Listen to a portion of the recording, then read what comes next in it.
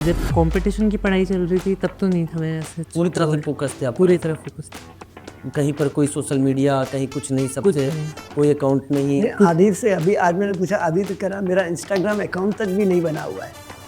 मैंने अपना maximum time competition को दिया। Yes. इवन जैसे बोर्ड एग्जाम्स थे तो मैंने ऐसा अलग कुछ भी नहीं पढ़ा था। मैं अपने कंपटीशन के नोट्स और क्वेश्चन सॉल्व करा था एक पेपर से भी एक दिन पहले। तो इनके फादर है ना उत्तराखंड देहरादून के फेमस ENT सर्जन है, one of the best surgeon. कभी भी किस चैप्टर का क्या वेटेज हो कुछ नहीं कह सकते। वैसे NTA के लिए तो लोग कहते ही हैं बहुत नॉन ट्रस्टिंग एजेंसी या बहुत इस तरह से आते हैं, तो इसलिए अपन क्यों किसी पर बिलीव करें, क्योंकि वो एग्जामिनर है, उसका काम ही यही है ना। नीट में भी अच्छा क्वेश्चन आया था थैलिनडाइटिस, और मज़ा आ गया था उसको देख के। एंड अभी रीनीट में भी एक स्टीरियोकेमिस्ट्री वाला क्वेश्चन आया था, और जो हाइपर कॉन्जुगेशन की ऑर्बिटल ओवरलैपिंग क्वेश्चन आया था। और मुझे याद है कि आपने 3 दिन पहले जो वन शॉट हुआ था उसमें आप बैठे हुए थे, एंड वो क्वेश्चन जब मैच हुआ तो कैसा फील हुआ आपको कि सर ने जो क्लास में डिस्कस किया था वही एज इट इज़ मैच कर गया? एक टॉपिक पढ़ाता था मैंने, तो उसको किसी ने बोला कि ये रिलेवेंट नहीं है, ठीक है, लेकिन अब रीनीट में आ गया। भाई आप कैसे डिसाइड कर सकते हो? अगर आप कोर्स पढ़ा रहे हो तो ये सबसे इंपॉर्टेंट चीज़ है। क्या कहना चाहेंगे उन लर्नर्स को कि 2027 के लिए क्या सोच रखी, क्या ऐसी गलतियां हैं जो हो जाती हैं और उनको पता नहीं चलता है?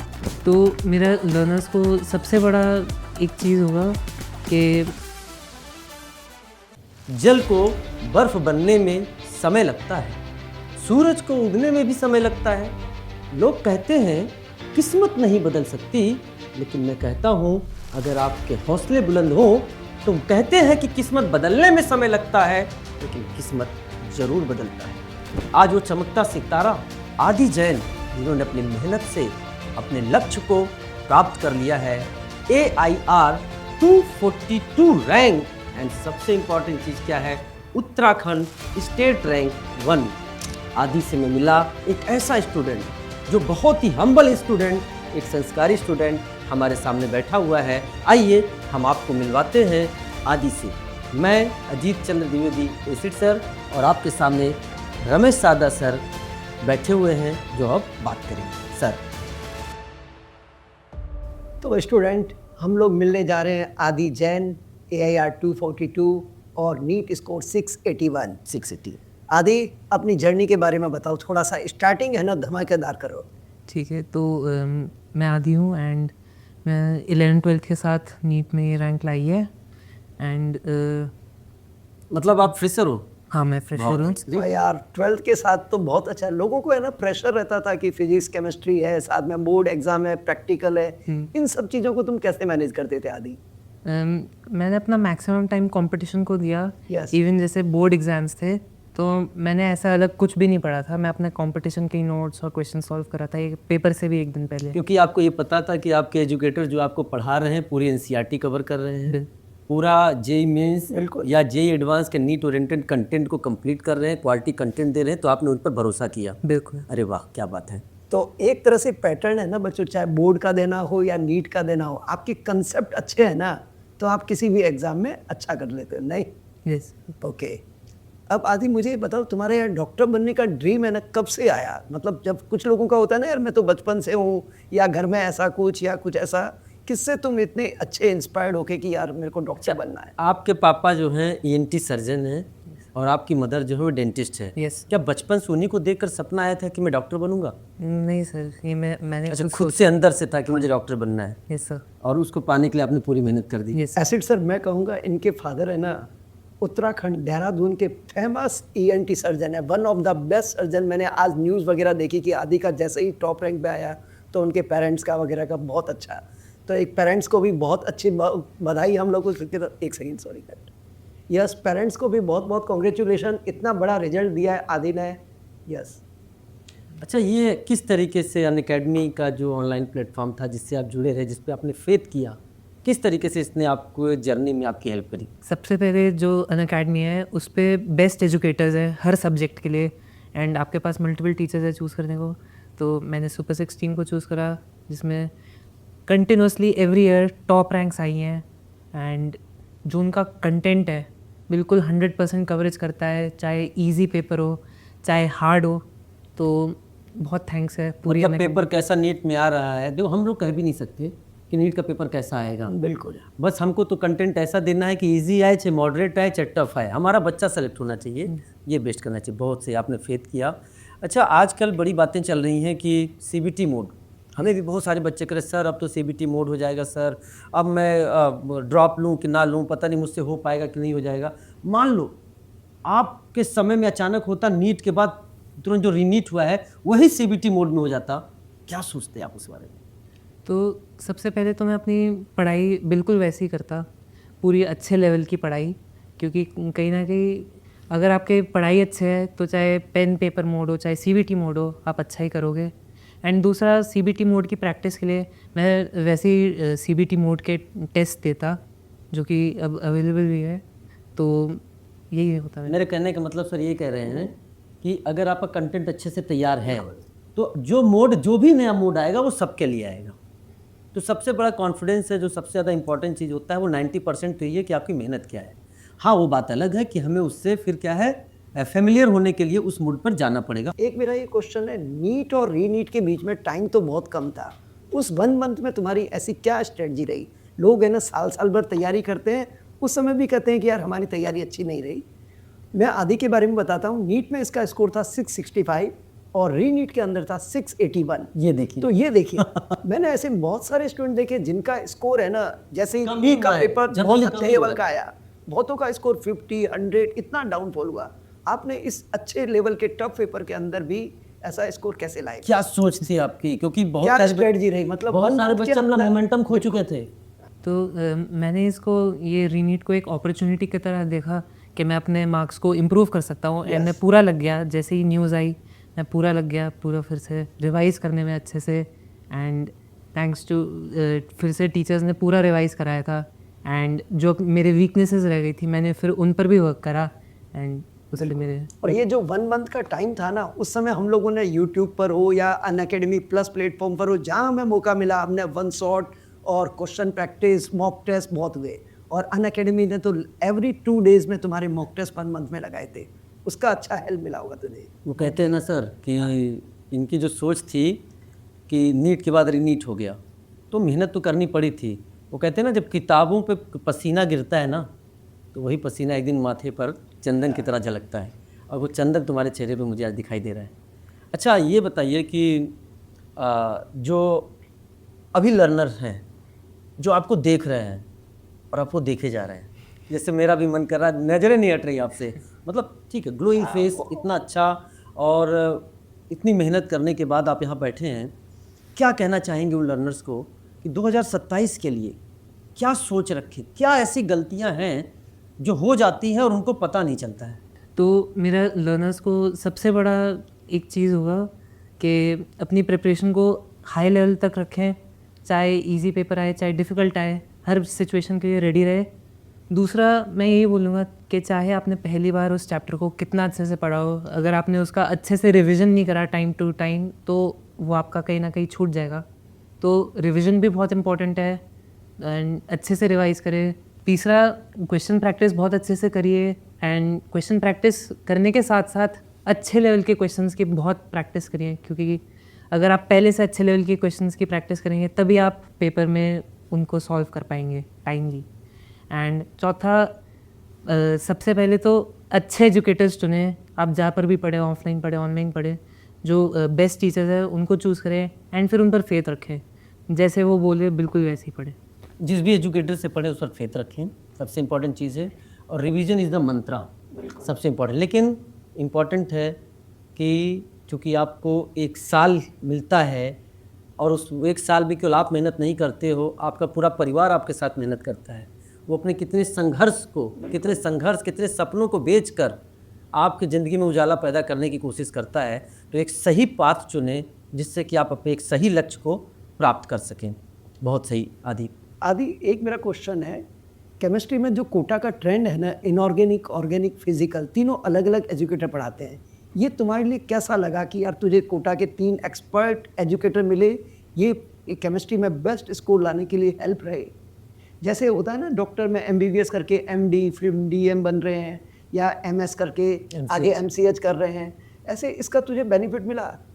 बिल्कुल इसका बहुत बड़ा बेनिफिट मिला, क्योंकि जो अगर हम केमिस्ट्री देखें, physical chemistry, inorganic and organic chemistry, ये तीनों बहुत अलग है एक दूसरे से।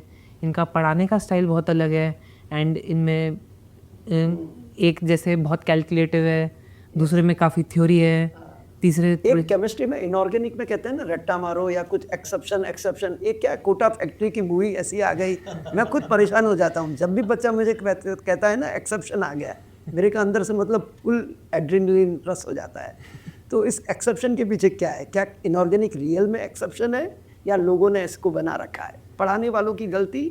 बच्चों में तो क्या है, बच्चों को तो आप जैसा सिखाएंगे जैसा वैसा ही fit करेंगे। करेंगे वैसा, सही बात। एक्सेप्शन कहोगे तो एक्सेप्शन कहेंगे, उसका लॉजिक दोगे तो बच्चा अच्छा देगा। इसके बारे में, इनऑर्गेनिक के बारे में आपकी क्या राय है? तो इनऑर्गेनिक में जहाँ पर कई बार भी अगर ऐसे बोला जाता है कि ये एक्सेप्शन है, तो कहीं ना कहीं उसका रीज़न अच्छे से नहीं मालूम। बट जो इनऑर्गेनिक की क्लासेस थी उसमें सबसे बड़ा चीज़ था हर एक चीज़ का प्रॉपर एक्सप्लेनेशन दिया गया, तो कभी भी ऐसा एक्सेप्शन टाइप का ऐसा कुछ फील नहीं हुआ। अच्छा, जैसा नया टॉपिक एक आया था इनऑर्गेनिक केमिस्ट्री में, coordination compound, sorry cut. Inorganic chemistry में जनरली बच्चे क्या करते हैं, एक दो चैप्टर को अच्छा करते हैं, केमिकल बॉन्डिंग। मेरे पास बहुत बच्चे आते हैं, सर हाई वेटेज टॉपिक बता दो। इस बार बच्चों के साथ स्कैम हो गया, फिर बच्चे कहते हैं सर स्कैम हो गया, केमिकल बॉन्डिंग के नहीं आए, कोऑर्डिनेशन से खूब क्वेश्चन आ गए। कोऑर्डिनेशन ऐसा सिंगल चैप्टर था, 8 क्वेश्चन आए। अब अगली बार देखना बच्चों क्या करेंगे, कोऑर्डिनेशन, फिर एनटीए करेगा, केमिकल बॉन्डिंग के क्वेश्चन। मतलब बच्चे किस तरह से पढ़ रहे हैं समझ में नहीं आता है। इसमें तुम बच्चों को क्या कहोगे, यार एक टॉपिक ओरिएंट तैयारी करनी है कि पूरा कंटेंट अच्छा करना है? तो यही होगी मेरी एडवाइस कि पूरा कंटेंट करना है, क्योंकि कभी भी किस चैप्टर का क्या वेटेज हो कुछ नहीं कह सकते। वैसे एनटीए के लिए तो लोग कहते ही हैं बहुत नॉन ट्रस्टिंग एजेंसी या बहुत इस तरह से आते हैं, तो इसलिए अपन क्यों किसी पर बिलीव करें, क्योंकि वो एग्जामिनर है, उसका काम ही यही है ना। अब आपके पास कभी कभी सीवियर पेशेंट आता है, ये थोड़ी मालूम है उसके हेड में इंजरी है कि कहाँ है। देखो, वो तो आप ओपन रहने पर मिलाकर ये चीज़ें होती हैं कि अपन जब एडमिशन लेते हैं ना, Yes. या किसी बच्चे से फीस लेते हैं, तो हम उस पर फॉर्म पर अलग अलग नहीं लिखते कि ये पेपर इजी आएगा इसकी फीस है, मॉडरेट आएगा इसकी फीस है, और टफ आएगा तो इसकी हाँ फीस है। बिल्कुल। क्योंकि बच्चा क्लासरूम में बैठा है तो वो इजी, मॉडरेट और टफ के लिए नहीं बैठा है, उसने आप पे ट्रस्ट किया है। उसे कहा सर पेपर कैसा भी आए मुझे करवा देना बस। तो वो बच्चे के साथ साथ टीचर का भी फीडबैक है। चलो, ऑर्गेनिक केमिस्ट्री का पेपर इसमें बहुत मज़ेदार था। उसे देखा जाए तो नीट में भी अच्छा क्वेश्चन आया था, थैलिन डाई टेस्ट, और मज़ा आ गया था उसको देख के। एंड अभी रीनीट में भी एक स्टीरियो केमिस्ट्री वाला क्वेश्चन आया था, और जो हाइपर कॉन्जुगेशन की ऑर्बिटल ओवरलैपिंग क्वेश्चन आया था। और मुझे याद है कि आपने 3 दिन पहले जो वन शॉट हुआ था उसमें आप बैठे हुए थे, एंड वो क्वेश्चन जब मैच हुआ तो कैसा फील हुआ आपको कि सर ने जो क्लास में डिस्कस किया था वही एज इट इज़ मैच कर गया? उसमें क्या लग रहा था आपको? इसमें यही चीज़ बोलूँगा कि जब पूरा कंटेंट कवर होता है, जब पूरी एनसीईआरटी कवर होती है, उसके साथ साथ जो भी प्रीवियस ईयर और एग्जाम्स में क्वेश्चंस पूछे गए हैं पूरा कवर्ड है, तो कोई सरप्राइजेज नहीं होते। एंड बहुत खुशी हुई कि वो क्वेश्चन आए, क्योंकि वो एक रैंक डिसाइडिंग क्वेश्चन है। तो और साथ में देखो बायोमॉलिक्यूल्स में भी सर जनरली क्या है, कार्बोहाइड्रेट पर फोकस दिया जाता है, लेकिन इस बार उसने कार्बोहाइड्रेट से क्वेश्चन पूछा ही नहीं, उसने amino acid, vitamin and proteins पे क्वेश्चन पूछ लिया। तो इससे क्या पता चल रहा है? इससे ये पता चल रहा है कि आपको A to Z सब पढ़ना है। भाई डॉक्टर बनने जा रहे हो, थोड़ी सी गलती होते ही मरीज का नुकसान हो जाएगा। यार एक मैं कहूँगा फिजिकल केमिस्ट्री थी ना, जनरली क्या होता है फिजिक्स अच्छे लेवल का आता है, कैलकुलेशन कंसेप्ट बहुत चलते हैं। फिजिकल केमिस्ट्री भी इस बार बहुत ज़बरदस्त अलग लेवल की थी, कैलकुलेशन थी। इसमें जे स्टार और जो हमारे AKM सर है उनका क्या बताओ यार तुम। तो AKM सर ने जैसे कहते हैं ना जहरीला पेपर है, जहरीला पेपर, तो इस बार फिजिकल का पेपर भी थोड़ा सा जहरीला था, समझे ना। उसको कैसे हैंडल किया आपने? इस बार फिजिकल केमिस्ट्री का बहुत हाई लेवल का पेपर आया था, प्रॉबली आज तक का सबसे टफ था फिजिकल केमिस्ट्री। तब भी मेरा फिजिकल केमिस्ट्री में एक भी सवाल गलत नहीं हुआ, क्योंकि AKM सर ने हर एक चीज़ को इतना अच्छे से समझाया है, जहर की तरह, बिल्कुल जहर की तरह। पहले तो हर एक चीज़ को अच्छे से समझाया, एक एक पॉइंट कवर करा, कोई डाउट नहीं बचता था जब भी वो पढ़ाते थे उस टॉपिक से रिलेटेड। दूसरा, उन्होंने ये भी बताया ताकि आप जो फिजिकल केमिस्ट्री के लंबे लंबे सवाल हैं उनको जल्दी से जल्दी कैसे सॉल्व कर सको। ये सबसे इंपॉर्टेंट चीज़ होता है नीट की, स्पीड एंड एक्यूरेसी। अगर अब ये नहीं है आपके पास तो दिक्कत हो जाएगी। कभी कभी क्या होता है ना कि बच्चों को बोल दिया जाता है, इवन नेट कहते हैं वो गुमराह कर दिया जाता है कि भाई ये चीज़ें ऐसे नहीं पढ़नी है, वैसे पढ़नी है, वो ऐसा पढ़ा रहा वैसा पढ़ा रहा है। जैसे मैं एक टॉपिक पढ़ाता था मैंने, तो उसको किसी ने बोला कि ये रिलेवेंट नहीं है, ठीक है, लेकिन अब नीट में आ गया भाई आप कैसे डिसाइड कर सकते हो? अगर आप कोर्स पढ़ा रहे हो तो ये सबसे इंपॉर्टेंट चीज़ है। अच्छा, एसिडोफाइल सीरीज ने आपकी कैसे मदद करी? एसिडोफाइल सीरीज़ ने मेरी बहुत मदद करी, क्योंकि पहले तो आपने ऑर्गेनिक केमिस्ट्री पढ़ी है, बट अब उन चीज़ों को मन में बिठाने के लिए और अपनी अच्छे से प्रैक्टिस करने के लिए बहुत हेल्पफुल थी। उसमें बहुत अच्छे लेवल के क्वेश्चंस थे, जिन्होंने एक्चुअल में बहुत सारे क्वेश्चंस ऐसे होते थे जो कि नहीं बनते थे, फिर उनसे बहुत सीखने को मिला एंड बहुत हेल्पफुल। Thank you. मतलब आप लोगों ने एसिडोफाइल सीरीज को इतना प्यार दिया। सर पहली बार स्टार्ट किया था, मुझे नहीं पता था इतना प्यार मिलेगा, लेकिन हाँ, आपने जो प्यार दिया है, इस प्यार को कायम रखने के लिए मैं आगे भी इस पर मेहनत करता रहूँगा। रैंक बूस्टर सीरीज की बच्चों में बात करूं, मैं अनअकैडमी पे लास्ट 5 ईयर से दिसंबर जैन तक तो सिलेबस कंप्लीट करता था। 3-4 मंथ क्वेश्चन प्रैक्टिस, 1 शॉट और रैंक बूस्टर चलता था। तो इसमें कैसे हेल्प मिला तुम्हारा? क्या अलग से इनऑर्गेनिक को घर पे पढ़ने की ज़रूरत पड़ी या क्लास से ही तुम्हारा होता गया? तो यही मैं पॉइंट बोलना चाहूँगा, जो रैंक बूस्टर सीरीज़ थी उसमें हर चैप्टर के अच्छे वाले क्वेश्चन सब कवर्ड थे, तो उस वजह से इनऑर्गेनिक बहुत कम पढ़नी पड़ी। और मुझे ज़्यादा टाइम मिला बाकी सब्जेक्ट्स को ध्यान देने को। एंड इवन वैसे बात करें तो क्लासेस में भी आप इतने अच्छे से समझाते थे सब कि याद ही हो जाता था सब कुछ क्लास में ही कवर हो जाता है। तो बच्चों क्लास में है ना, मैन क्लास का कंटेंट आपने अच्छी तरह समझ लिया ना, तो सेल्फ स्टडी के लिए कुछ सब्जेक्ट में टाइम बचाना पड़ेगा, क्योंकि टाइम तो वही है, दिन में वही 24 घंटे, किसी को 25 मिलेंगे क्या? नो, टाइम वही है, उसी टाइम को आप केमिस्ट्री बायोफिजिक्स में से मैनेज करना होता है। टेस्ट देने की भूमिका, आपने पढ़ाई कर ली, बहुत अच्छे से पढ़ाई कर ली, मतलब आप एक ही चीज़ को बार बार पढ़ रहे हो, लेकिन टेस्ट की क्या इम्पोर्टेंस है पढ़ाई में? नंबर 2, कभी कभी ऐसा भी, मैं, आप तो टॉपर्स की कैटेगरी में आ रहे हो, लेकिन फिर भी मैं आपसे ये जानना चाह रहा हूँ, कभी कभी कुछ बच्चे क्या करते हैं कि थोड़ा कंटेंट उनका रिवाइज नहीं हुआ, अब उस चक्कर में कहते हैं कि सर मैं इस टेस्ट को छोड़ देता हूँ या छोड़ देती हूँ। क्या करना चाहिए उनको? टेस्ट देना चाहिए? टेस्ट की क्या इंपॉर्टेंस है? आफ्टर टेस्ट जो एनालिसिस है उसकी क्या इंपॉर्टेंस है? इसके बारे में थोड़ा सा बताएं। तो टेस्ट एक्चुअली में बहुत इम्पोर्टेंट है, क्योंकि आपने अब सारा कंटेंट पढ़ लिया, आपने सब क्वेश्चंस भी कर लिए। अब टेस्ट में आपको जो नीट का एटमॉस्फेयर होगा जो मेन डे का, वो आप टेस्ट जब अटेम्प्ट करोगे तब वो मिलेगा। एंड साथ में आपको आपकी वीकनेसेस पता चलती है। जैसा मान लो आपके किसी चैप्टर के ज़्यादा गलत हो रहा है टेस्ट में, फिर आप उस पर वर्क कर सकते हो। तो ये कहीं ना कहीं टेस्ट एक फीडबैक भी होता है। तो इसी के साथ साथ टेस्ट एनालिसिस बहुत इंपॉर्टेंट होती है।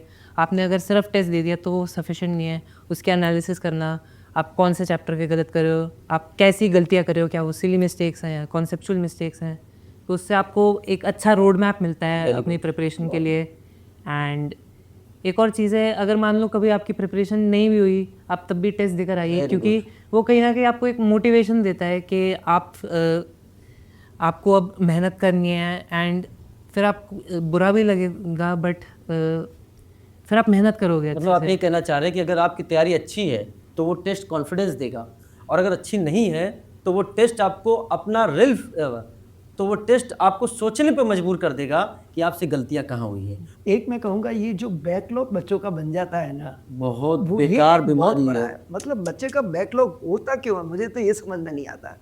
अगर किसी का बच्चे का बैकलॉग हो गया तो उसको कैसे बच्चे कवर करें? तो जब मैंने ज्वाइन करा था, एक तरीके से मेरा बहुत बैकलॉग बैकलॉग था, सही बात है। बिल्कुल। तो मैंने क्या करा था, सबसे पहले जो क्लासेस चल रही थी उनको करा। बिल्कुल। एंड साथ में मैंने थोड़ा सा टाइम एलोकेट कर दिया, 1-2 घंटे अपने दिन में बैकलॉग को कवर करने के लिए।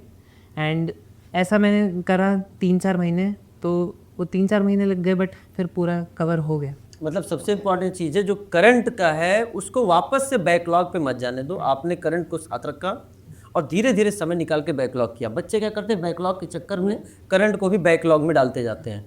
आदि रिवीजन के लिए बच्चे जनरली कहते हैं ना, एक बार मेरा पूरा कोर्स हो जाए दिसंबर जैन तक, फिर मैं रिवीजन करूंगा।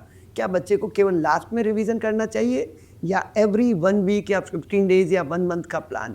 इस रिवीजन स्ट्रेटजी के बारे में आप बताओ थोड़ा सा। तो ये चीज़ एक्चुअली मैंने भी फेस करी थी। तो कुछ कुछ चैप्टर्स होते थे जो कि मैं टाइम टू टाइम रिवाइज कर लेता था, ऐसे ही 15 डेज 1 मंथ, बट 1-2 चैप्टर्स मेरे को रियलाइज़ हुए कि ये मैंने उतने रिवाइज नहीं करे, एंड वो मैं भूलने भी लगा था। तो उससे ये सीख है कि आपने जो चीज़ पढ़ी है उसको अब टाइमली रिवाइज भी करना है, क्योंकि ह्यूमन मेमोरी बहुत वॉलेटाइल है। अगर आपने उसको रिवाइज नहीं करा तो वो दिमाग से निकल जाएगी। क्या केमिस्ट्री फिजिक्स को रिवीजन करने का भी थोड़ा बायो से डिफरेंट मानते हो क्या? जनरली बायो में तो बच्चा क्या जिस वे से बायो को रिवाइज करता है ना, उसी वे से केमिस्ट्री फिजिक्स को करता है, फिर कहता है कि यार मेरा केमिस्ट्री फिजिक्स में मतलब नॉवेल की तरह रिवाइज करना पड़ते हुए कि लिख लिख कर करना, ये भी इंपॉर्टेंट चीज़ बताइए आप। तो जब चैप्टर स्टार्ट होता था तब तो थ्योरी को ज़्यादा वेटेज होती थी, फिर थ्योरी से क्वेश्चंस करते थे, फिर जब एंड था तो तब क्वेश्चंस करे, एंड जब उनमें गलतियाँ हुई तो तब वो चैप्टर रिवाइज करा। तो थ्योरी तो पहले पढ़ी फिर क्वेश्चंस किया, लेकिन लास्ट टाइम में अगर आपको चीज़ें रिवाइज करनी है तो आपने फिर क्वेश्चंस किए ताकि आपको पता चला कि हम अटक कहाँ रहे हैं, गलतियाँ कहाँ से हो रही हैं, फिर उनको आपने रिवाइज किया। अच्छा ठीक है, पढ़ाई की बातें तो हो गई थोड़ी सी, क्या आदि थोड़ा सा पढ़ाई से हटकर भी थोड़ा सा एंजॉयमेंट के लिए भी कुछ सोचता था, या थोड़ा सा कुछ ऐसा किसी दूसरे एक्टिविटी में, चाहे गेम हो जाए या समथिंग में कहीं इन्वॉल्व रहता था? अभी जब कंपटीशन की पढ़ाई चल रही थी तब तो नहीं था, मैं ऐसे पूरी तरह से फोकस थे आप? पूरी तरह फोकस था। कहीं पर कोई सोशल मीडिया, कहीं कुछ नहीं, सबसे कोई अकाउंट नहीं? आदित्य से अभी आज मैंने पूछा, आदित्य कह रहा मेरा इंस्टाग्राम अकाउंट तक भी नहीं बना हुआ है। चलिए बहुत अच्छी बात है। आपकी जो 2 साल की तपस्या थी ना, वो अब रिजल्ट में कन्वर्ट हुई है। अब आपको जिस तरह के अकाउंट ओपन करने हैं, चाहे सेविंग अकाउंट से लेके करंट अकाउंट, एसपीएस अकाउंट, सारे अकाउंट ओपन करो और एक अच्छे डॉक्टर बन के आप इंडिया में आए। मैं बात उस दिन की कर रहा हूँ जैसे तुम्हें पता चला था कि रीनीट का परिणाम आ गया है। उस समय मन में कैसी हलचलें थीं जब तुमने अपना रोल नंबर फीड किया, क्लिक किया, AIR 242 देखा, उस समय आपको कैसा महसूस हुआ और आपके मम्मी पापा को कैसा महसूस हुआ, उनकी आंखें तुम्हें कैसी दिखाई दी? उस पल को थोड़ा, उस इमोशनल पल को आज मुझे बताओ। तो जिस दिन रिज़ल्ट आया था उस दिन मैं 9 बजे तक तो मैं अपना रिलैक्स कर रहा था बिल्कुल। फिर एकदम से मैसेज आता है कि फाइनल आंसर की आ गई है, और फिर 1.5 घंटे बाद रिज़ल्ट भी आ जाता है। सब कुछ एकदम से हुआ बिल्कुल, तो मतलब समझ ही नहीं आया एकदम से क्या हो गया, कहाँ मैं रिलैक्स रहा था और अब का ये। बट जब पहले तो वो सर्वर भी इश्यूज़ आ रहे थे, बट जब फाइनली वो लॉगिन हुआ एंड जब मैंने देखा तो बस। क्या फील हुआ? क्या सोचा था ये रैंक? नहीं, मैंने ये रैंक तो नहीं सोची थी। और मम्मी पापा को कैसा एहसास हुआ? सबसे पहले आपको किसने क्या बोला, किसने आपको हक किया, या कैसा वो मोमेंट था? मुझे थोड़ा उसको मतलब दिखाओ, उसको महसूस कराओ। तो सबसे पहले तो मम्मी कहीं बाहर थी, फिर वो जब आई तो उनको बताया, तब वो बहुत खुश हुई, उन्होंने भी हक करा, एंड वो फिर लाइक सबको बताने लगी, फिर वो भी बहुत खुश हुए एंड पापा भी बहुत खुश हुए। एंड फिर उसी के बाद इमीडिएटली लाइव हुआ टीचर्स के साथ, तो बहुत। तो ये तो बच्चों पेरेंट्स के लिए यही तो पल है। इस पल का पेरेंट्स भी इंतजार करते हैं 2 साल से बच्चों की मेहनत का, और टीचर भी करते हैं और स्टूडेंट भी करते हैं। उस दिन विश्वास नहीं हो रहा सर, रात को 1:30 बजे आदि ने तुरंत कॉल कर दिया। मतलब रात के, मतलब क्या बोल रहे हैं, मैंने खा रहे आदि, मतलब इतना एक्साइटेड था। और सही बताओ ना, उस दिन बात हो रही थी कि सर मुझे नींद नहीं आ रही है, और सच में करूँ हम लोग को नींद नहीं आ रही थी। क्योंकि रिजल्ट है ना बच्चों, कॉम्पिटिटिव एग्जाम है, कट ऑफ नाम की चीज़ होती नहीं है। एकदम अपने को ये भी आइडिया नहीं ना अपने ऊपर कितने स्टूडेंट है, बट 242 तुम्हारा बहुत अच्छा रैंक है, और तुम जैसा ड्रीम मेडिकल कॉलेज चाहते हो ना, दिल्ली का या जहाँ कहीं तेरी जाने की इच्छा है, एम्स वगैरह सब कॉलेज मिलेगा, बट काउंसलिंग प्रॉपर करना और एक अच्छे मेडिकल कॉलेज में एक अच्छे डॉक्टर बन के बाहर निकलो।